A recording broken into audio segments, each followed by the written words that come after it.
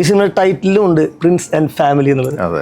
Cinema തുടങ്ങുന്ന സമയത്ത് കഴിഞ്ഞ 34 വർഷമായിട്ട് എൻ്റെ കൂടെ നിന്ന് എന്നെ നയിച്ച പ്രിയപ്പെട്ട കുടുംബ പ്രേക്ഷകർക്ക് പ്രതീക്ഷയോടെ പ്രാർത്ഥനയോടെ ഈ 150ാമത്തെ സിനിമ സമർപ്പിക്കുന്നതാണ് എഴുതിയിരിക്കുന്നത്. അപ്പോൾ ഫാമിലി ഓഡിയൻസിൻ്റെ ഒരു സപ്പോർട്ട് ഈ കഴിഞ്ഞ 150 സിനിമകളിലും ഈ സിനിമയിലും എത്രത്തോളം ഉണ്ട്? ശരിക്കും കഴിഞ്ഞ 30 വർഷക്കാലം ഏറ്റവും കൂടുതൽ ഫാമിലി ഓഡിയൻസിൻ്റെ സപ്പോർട്ട് കിട്ടിയിട്ടുള്ള നടന്മാരിൽ ഒരാളാണ് ഞാൻ. ഇന്നും ഞാൻ നിലനിൽക്കുന്നത് ആ കുടുംബ പ്രേക്ഷകരുടെ സപ്പോർട്ടും പ്രാർത്ഥനയും കൊണ്ടുപോകാം. ഒരുപാട് പ്രാർത്ഥന എനിക്ക് കിട്ടിയിട്ടുണ്ട്.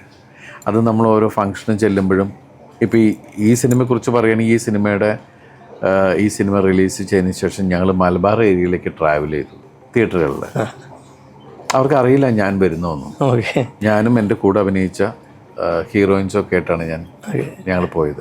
അവിടെ ചെന്ന് പടം കഴിഞ്ഞ് ശരിക്കും പടം കഴിഞ്ഞപ്പോൾ തിയേറ്ററിൻ്റെ അകത്ത് ലൈറ്റ് ഇടുമല്ലോ, ആ സമയത്താണ് നമ്മൾ മുമ്പിൽ നിൽക്കുകയാണ്.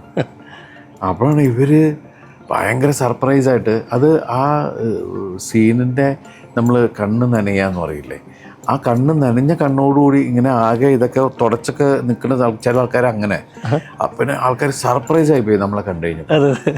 വേഗം ഭയങ്കര ആർപ്പുവിളിയും ബഹളവും കയ്യടിയും ഒക്കെ ആയിട്ട് ഇറങ്ങി ഓടി വന്നിങ്ങനെ ചില അമ്മമാരൊക്കെ ഒന്നുകൊണ്ട് കെട്ടിപ്പിടിക്കാമെന്ന് പറയില്ലേ. അപ്പോൾ നമുക്ക് ശരിക്കും ആ ഒരു ഫീലുണ്ടല്ലോ. നമുക്ക് കുറേ കാലമായി ഞങ്ങൾ തിയേറ്ററിൻ്റെ അകത്തിരുന്ന് ചിരിച്ചിട്ട് അയ്യോ ഇതുപോലുള്ള സിനിമകൾ വരണേ എന്നൊക്കെ അങ്ങനെയൊക്കെ പറഞ്ഞ് ഒരുപാട് വിശേഷങ്ങളും ഒക്കെ സിനിമ ഞങ്ങൾ എന്നിട്ട് ഫോട്ടോ ഒക്കെ എടുത്ത് ഞങ്ങൾ ചോദിച്ചു എങ്ങനെയുണ്ട് സിനിമ, ഇഷ്ടമായോ? എല്ലാവരും ഒരേ സ്വരത്തിൽ ഞങ്ങൾക്ക് എല്ലാവർക്കും ഇഷ്ടമായി എന്നാൽ. കാരണം അതിനകത്തൊരു സോഷ്യൽ മെസ്സേജ് നമ്മുടെ പല സിനിമകളിലും അങ്ങനെ മുൻകാലത്തൊക്കെ അങ്ങനെ ഉണ്ടായിട്ടുണ്ട്.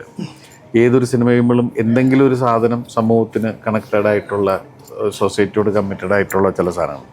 ഈ സിനിമയിൽ അത് 100% അങ്ങനെ ഉണ്ട്. മാത്രമല്ല ഈ സിനിമ ശരിക്കും നമ്മളെല്ലാവരും ഇപ്പം പ്രകൃതിയിൽ എത്രത്തോളം വായു ആവശ്യമാണെന്ന് പറയുന്ന പോലെ തന്നെയാണ് ഇന്നത്തെ ഒരു സംഭവത്തിൽ സോഷ്യൽ മീഡിയ. ഡിജിറ്റൽ വേൾഡിൽ സോഷ്യൽ മീഡിയയെ മാറ്റി നിർത്തിയിട്ട് നമുക്ക് ചിന്തിക്കാൻ പോലും പറ്റില്ല, സംസാരിക്കാൻ പറ്റില്ല. നമ്മൾ ഈ സംസാരിക്കുന്ന പോലും മീഡിയ റിലേറ്റഡ് ആയിട്ടാണ് ചെയ്യുന്നത് അല്ലേ? കാരണം നമ്മളുടെ ലൈഫിൽ ഒരു ഏറ്റവും കൂടുതൽ ലൈഫിൽ പ്രൈവസി ആഗ്രഹിക്കുന്ന ഒരുത്തൻ പടത്തിൻ്റെ ബിഗിനിങ് തന്നെ പറയുന്നുണ്ട്, എന്നിട്ട് എന്താ ഇതിലെ വഴിവെട്ടാഞ്ഞത്? അവൻ്റെ പ്രൈവസി പോവത്രേ. കാരണം അത്രയും പ്രൈവസിക്ക് പ്രാധാന്യം കൊടുക്കുന്ന ഒരാളുടെ ജീവിതത്തിൽ ഉണ്ടാവുന്ന മാറ്റങ്ങളാണ്.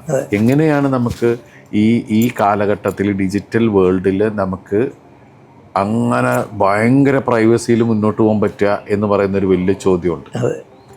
പിന്നെ സോഷ്യൽ മീഡിയയിലെ ആളുകളുടെ സപ്പോർട്ടും ഈ സിനിമയ്ക്ക് ഭയങ്കരമായിരുന്നു. കാരണം ഒരുപാട് ആൾക്കാരും എന്ന് വെച്ചിട്ടുണ്ടെങ്കിൽ ഈ സിനിമ കണ്ടതിന് ശേഷം ചില ആൾക്കാർ വിളിച്ചു ചോദിച്ചു ഞങ്ങളെ ഉദ്ദേശിച്ചാണോ എന്ന് പറഞ്ഞപ്പോൾ നമ്മൾ പറഞ്ഞു അങ്ങനെയല്ല, അല്ലല്ലേ തമാശ പറഞ്ഞാണ്, ഞങ്ങൾ ഭയങ്കരമായിട്ട് എൻജോയ് ചെയ്തു, ഞങ്ങൾക്കും ഒരു തിരിച്ചറിവാണത്. കാരണം ചില ആൾക്കാർ കൈവിട്ടു പോവാന്ന് പറയില്ലേ, അപ്പോൾ അങ്ങനെയുള്ള ആൾക്കാർക്കും ഒന്ന് ചിന്തിക്കാനുള്ളൊരു സിനിമ കൂടിയാണ്.